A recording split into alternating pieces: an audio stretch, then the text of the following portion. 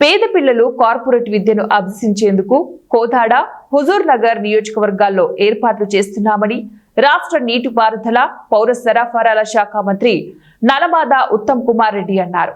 మంగళవారం ఆయన చింతలపాలెం మండల కేంద్రంలో 4 కోట్ల రూపాయలతో నిర్మించిన కస్తూరిబా గాంధీ బాలికల విద్యాలయ నూతన భవనాన్ని ప్రారంభించారు.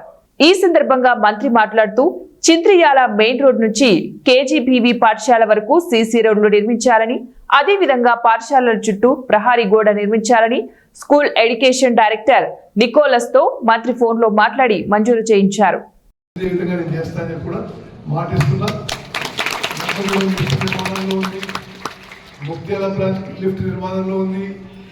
రాజీవ్ గాంధీ లిఫ్ట్ ఇరిగేషన్ నిర్మాణంలో ఉంది.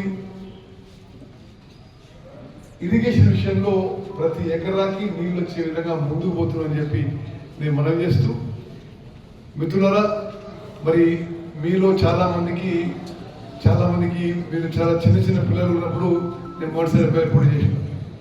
మరి 94 నుంచి 31 ఏళ్ళ నుంచి మీకు సంబంధం ఉంది.